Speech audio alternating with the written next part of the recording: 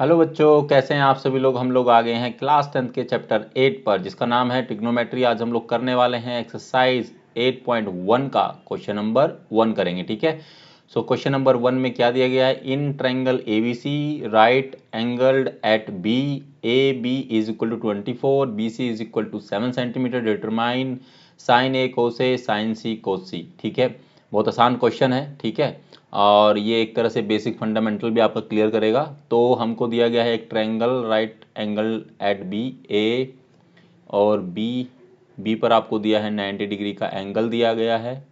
ठीक है, ये 90 डिग्री का एंगल है आपका। ठीक है, एंड सी। ठीक है, सो आपको ए बी दिया है कितना 24 सेंटीमीटर और बी सी दिया है 7 सेंटीमीटर। ठीक है, और ये आपका हाइपोटेन्यूज है, इसको एच से डिनोट करेंगे। ठीक है, डिटरमाइन द साइन ए कोसे। अब आपको ये तो पता ही होगा, जो एक मंत्र आपको बताया गया था पंडित बद्री प्रसाद। ठीक है, हर हर बोले और नीचे था सोना चांदी तोले। ठीक है, अगर हम लोग फर्स्ट पार्ट की बात करें, हमको फर्स्ट पार्ट अगर निकालना है तो क्या दिया गया, साइन ए कोमा कोस ए। ठीक है, तो पहले साइन ए की बात कर लेते हैं। अगर साइन ए आपको निकालना है तो इज इक्वल टू क्या है, साइन ए मतलब पी बाय एच। ठीक है, पी बाय एच होना चाहिए। अब पी तो आपको पता है कि परपेंडिकुलर क्या होगा, लेकिन ध्यान देना कि साइन ए की बात हो रही है। जब ए की बात हो रही है तो ये एंगल की बात हो रही है, और आपको मैंने इंट्रोडक्शन पार्ट में बताया था कि जिस एंगल की बात हो रही है उसके सामने वाला जो होगा वो परपेंडिकुलर माना जाएगा। मतलब पी आपका ये है, ये नहीं है। ठीक है, और ये जो है ये बेस होगा एंगल के ठीक साथ वाला, यानी बगल वाला, यानी साथ वाला। ठीक है, वो आपका क्या होगा, बेस होगा। ठीक है, ये याद रखना है। जब हम लोग एंगल सी की बात करेंगे तो ये बेस हो जाएगा और परपेंडिकुलर ये हो जाएगा, और एच आपका सेम रहेगा। ठीक है, अब हमें क्या है कि बच्चों पी तो पता है, एच हमको पता नहीं है, तो हम क्या करेंगे, एच निकालने के लिए क्या करेंगे, यूजिंग, यहाँ लिख लेते हैं यूजिंग पाइथागोरस थ्योरम, हम लोग एच की वैल्यू निकाल लेंगे। ठीक है ना बच्चों, ध्यान समझ में आ रहा ना, ये चीज़ भी आपको बताई गई थी।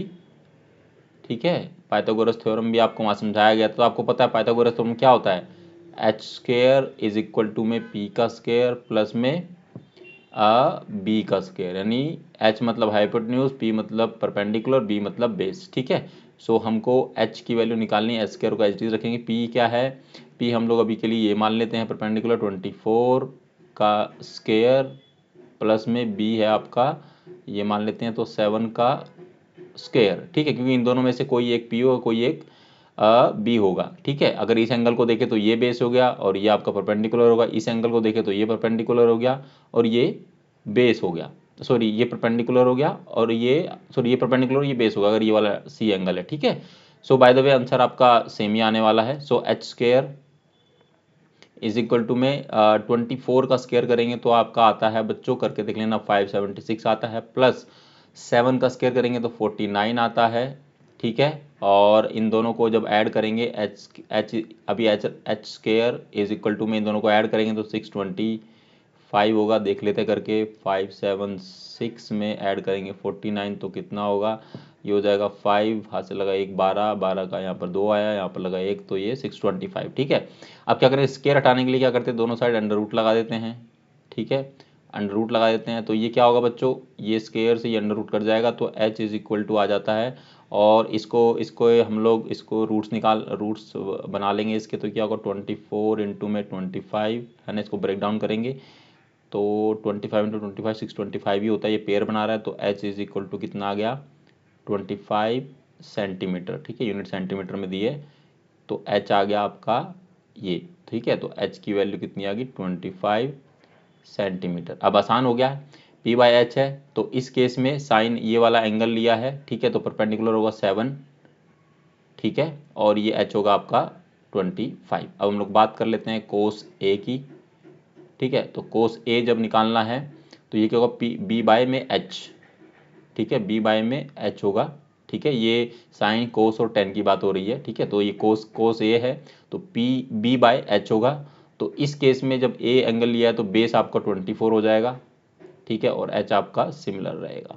ठीक है, पार्ट 2 आपको निकालना क्या, उसमें क्या दिया गया, साइन सी दिया है कोमा कोस सी दिया है। ठीक है, तो साइन सी क्या होगा बच्चों, अब हमने ये वाला एंगल लिया है, इस वाले केस में हमने ये वाला एंगल लिया है, ठीक है। जब ये वाला एंगल लेंगे तो फिर इसमें क्या होगा, आपका P बाय एच होगा, ठीक है, P बाय एच होगा। तो अब आपका जो P है वो चेंज हो जाएगा, क्योंकि इस एंगल के सामने ये है, तो sine C P by H, ठीक है, इस एंगल के सामने ये है, ठीक है, ठीक है, तो ये आपका P परपेंडिकुलर होगा।